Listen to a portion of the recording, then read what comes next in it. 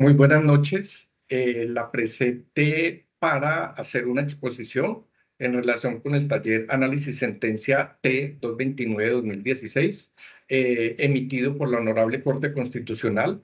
Este trabajo es presentado a la doctora María Lucinda Lozada, Teoría del Negocio y Acto Jurídico, y es presentado por Luis Darío Marulanda Cardona, estudiante de Derecho, Institución Universitaria de Colombia, Bogotá, Distrito Capital, agosto 19 de 2025. Para empezar a hacer el correspondiente análisis, lo primero que debemos obviamente traer a colación es los datos de la sentencia en análisis. El órgano que la emite es la Honorable Corte Constitucional, la sala es la Sala Sexta de Revisión, el número de sentencia es el T-229-2016, la fecha es el 11 de mayo de 2016, magistrado ponente, doctor Jorge Iván Palacio Palacio, y el proceso que concierne al acto jurídico es una acción de tutela. ¿Cuál es el contexto del caso? El contexto del caso trae como antecedente jurídico que el doctor Carlos Sama López Heider interpuso acción de tutela en contra de Colciencias y la Universidad Pedagógica y Tecnológica de Colombia, por considerar que estaban vulnerados sus derechos fundamentales al debido proceso, a la igualdad y a la educación. Todo esto, todo esto provenía de que el profesor suscribió un convenio cuyo objeto era la realización de unos estudios de doctorado en la Universidad de Berkeley, Estados Unidos, en donde la universidad suscribió un convenio con Colciencias para el otorgamiento de los estudios de este doctorado correspondiente al profesor en cita. El actor, a la fecha de la finalización del plazo concedido por la universidad para los estudios realizados, no había terminado su tesis doctoral, y razón por la cual se le concedieron en repetidas ocasiones comisiones remuneradas y no remuneradas para la terminación del estudio, pero viendo que a la culminación del plazo el estudiante que cursaba el doctorado no regresó a la universidad, la entidad inició un proceso administrativo por presunto abandono del cargo y adelantó un proceso disciplinario. Hay que tener en cuenta que el actor era profesor de la Universidad Pedagógica y Tecnológica de Colombia. ¿Cuál es el problema jurídico ante la tutela que se realizó? La Corte Constitucional debe determinar varios casos como son. Primero, si se presenta el fenómeno de temeridad respecto a la tutela presentada. En relación con este caso, hay que tener en cuenta que unos de los partícipes o de las personas que obviamente estuvieron presentes en la tutela, que se hicieron presentes, invocaron el fenómeno de la temeridad por parte del tutelante. Segundo, si la acción de tutela es procedente en este caso para lograr proceder o proteger unos derechos que invocan lo que obviamente se declaró en los antecedentes iniciales. Tercero, perdón, si la universidad vulneró los derechos fundamentales al peticionario. Hay que tener en cuenta que la universidad declaró el incumplimiento del estudiante por caso de que ya se le había otorgado una comisión y no regresó en el momento en que debía hacerlo. Como otro punto tenemos si al haber declarado el abandono de cargo por parte de la universidad e iniciar un proceso disciplinario, la universidad vulneró el derecho fundamental al debido proceso que alegaba el profesor. Si la administración debía adoptar especiales medidas de protección en favor del accionante.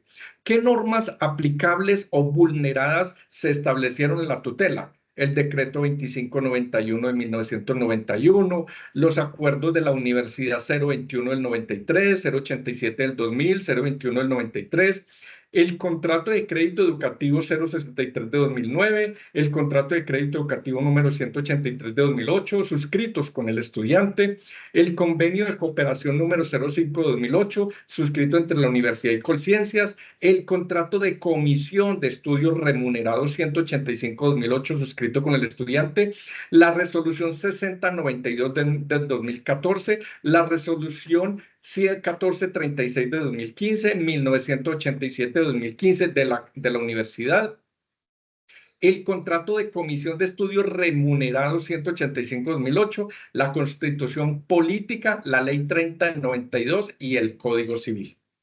¿Cuáles son los argumentos de la Corte con base a lo que habíamos inicialmente? Habíamos hablado del concepto de temeridad, la figura de temeridad. Dentro de los partícipes o los que se hicieron presentes en la tutela, a los cuales la Corte Constitucional llamó a que entraran a expresar su punto de vista respecto a la tutela que invocaba obviamente la persona, la Corte manifestó en relación con la temeridad. Hay que tener en cuenta que uno de los abogados estableció que el tutelante había incurrido en la figura de temeridad porque inicialmente, antes de entrar a tutelar los derechos, había hecho uso de un recurso ante el Consejo de Estado en relación con la finalización del contrato de trabajo. Entonces, al haber incurrido o al haber hecho partícipe de la acción de tutela, estaba incluyendo en una figura de temeridad. La Corte, obviamente, hace la definición de lo que el argumento o lineamiento jurídico determina como temeridad. Vamos a leer o vamos a hablar textualmente lo que dice la Corte. La Corte ha expresado: la temeridad busca que en el curso de una acción de tutela, quienes intervengan como demandantes lo hagan con pulcritud y transparencia, resultando descalificados cualquier intención de engaño hacia la autoridad pública. Pese al carácter informal de la tutela, la misma está determinada por la imposibilidad de presentar la misma acción de amparo en varias oportunidades y ante distintos jueces o tribunales. Los límites impuestos por la normativa se justifican ya que buscan el buen funcionamiento de la administración de justicia, la salvaguardia de la cosa juzgada y del principio de seguridad jurídica, no siendo permitido el uso inescrupuloso o abusivo del exclusivo mecanismo constitucional, so pena de las sanciones sustantivas y personales de cada caso concreto. Esto han sido argumentos de la Corte Constitucional para definir la figura de la temeridad. Entonces, en este caso concreto, la Corte dice: no existe en la utilización de la temeridad por parte del accionante, ya que la temeridad por el hecho de la presentación de dos o más acciones de tutela no constituye automáticamente en la situación descrita anteriormente. La Corte dice, puede conllevar a ello, pero para poder determinar si existe la figura de la temeridad, debe ser analizado cada caso por aparte.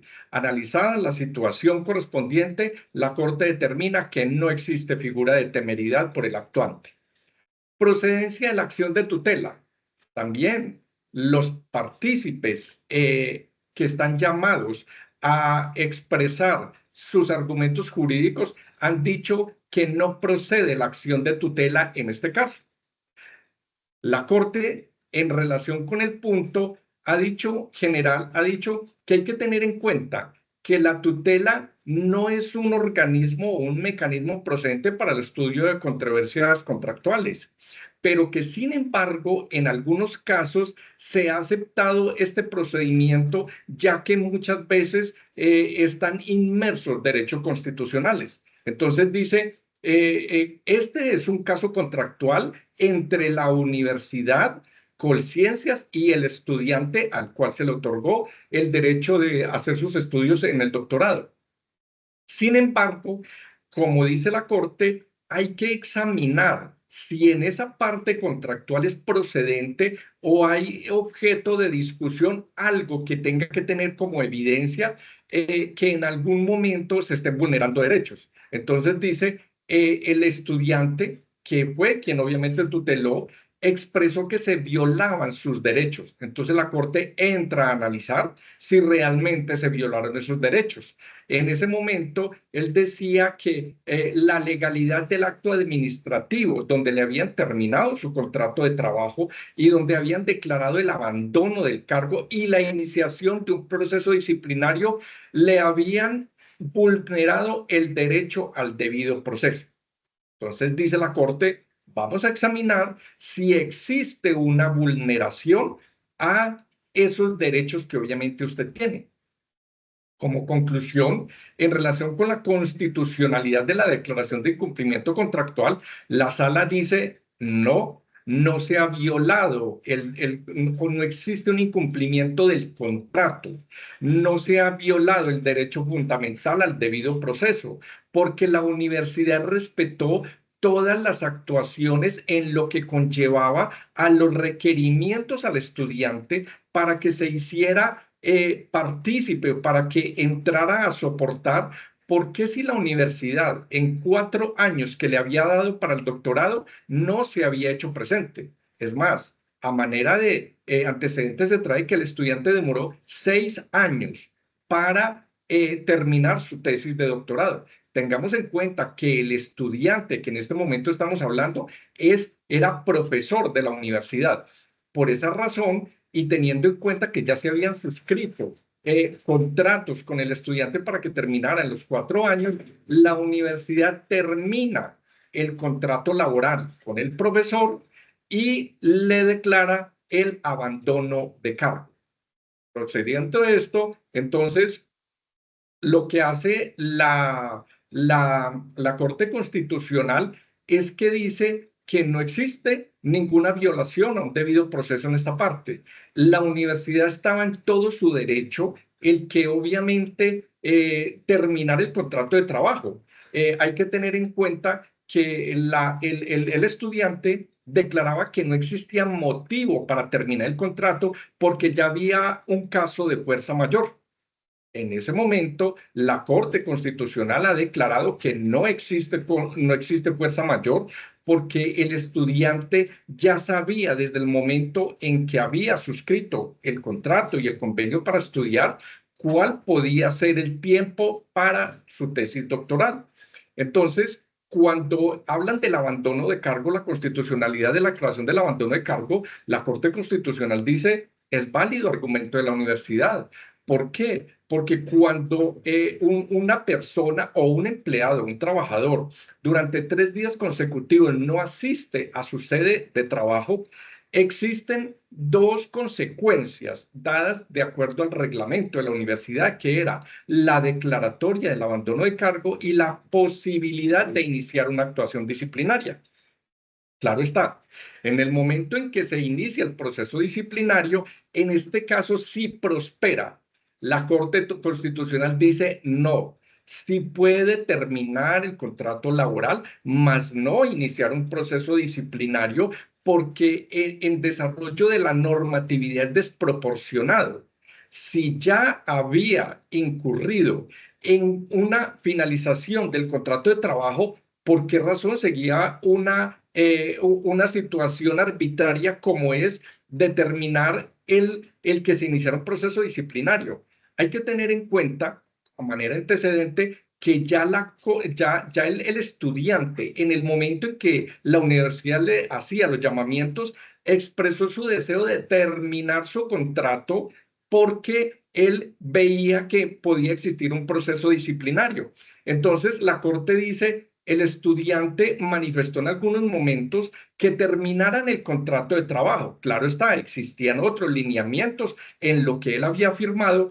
Sin embargo, como nunca hizo obviamente presencia en relación con el tiempo posterior a la terminación, la universidad procedió al proceso disciplinario. La conclusión de esto es que la Corte dice es desproporcionado. Si bien ya existía una sanción como era el terminar el contrato laboral, no tenía por qué iniciar una acción disciplinaria y este cargo prospera para el actor. En relación con la decisión, la ratio decidendi de esta acción de tutela, el sentido del fallo fue que se revocó parcialmente, se tutelaron derechos y se niegan derechos tutelados. Es decir, aquí existen tres actuaciones diferentes. Primero, revocar parcialmente el fallo proferido por el Tribunal Administrativo de Cundinamarca, en la cual declaró la improcedencia de la tutela. Inicialmente, cuando se tuteló, el Tribunal Administrativo de Cundinamarca no procedió a su fallo positivo, ya que dijo que la acción de tutela era improcedente, razón por la cual la Corte Constitucional revoca parcialmente eso. Existe una tutelación. Entonces, ¿qué hace la Corte? La Corte sí tutela el derecho fundamental al debido proceso al ordenar la terminación inmediata del proceso disciplinario contra el accionante. Entonces, la Corte lo que dice es, sí, la universidad en relación con el debido proceso, sí, obviamente, conllevó a la utilización de esta actuación contenida en la Carta Magna y niega la protección de los derechos a la educación y al debido proceso. Entonces, lo que le hace al tutelante es negarle los derechos a la educación. Dice, en ninguna parte se están vulnerando los derechos a la educación al debido proceso. ¿Por qué razón? Porque la universidad agotó absolutamente todos los procedimientos de ley en relación con los documentos, los actos jurídicos y los negocios jurídicos que se habían suscrito entre las partes. Lo único que le tuteló fue el proceso disciplinario y dijo al actuante, no está llamado a prosperar por parte de la universidad el iniciarle un proceso disciplinario, pero señor actuante, el que obviamente quien tutelaba, se le negaron los derechos a la protección fundamental a la educación al debido proceso porque nunca fueron vulnerados. Este fallo proferido por la Alta Corte solo tuvo una aclaración de voto que fue del magistrado doctor Alberto Rojas Ríos.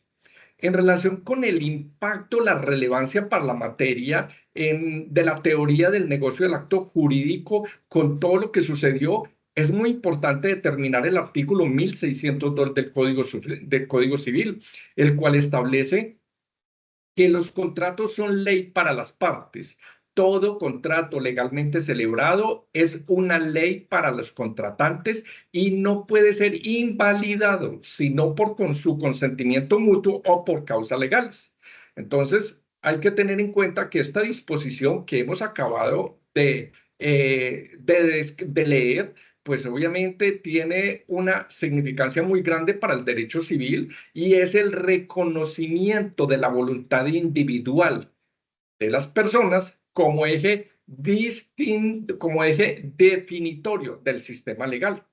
Por lo último, la opinión personal es en relación con el análisis crítico, en relación con este fallo, pues obviamente estoy de acuerdo porque el que obviamente se llevara a la utilización del Código Civil, estableciendo que existían casos fortuitos para el incumplimiento del contrato, llevaría a que cada actuante en un negocio jurídico creara hipótesis para poder no cumplir con lo pactado, razón por lo cual estamos totalmente de acuerdo con el fallo emitido por la Alta Corte Constitucional.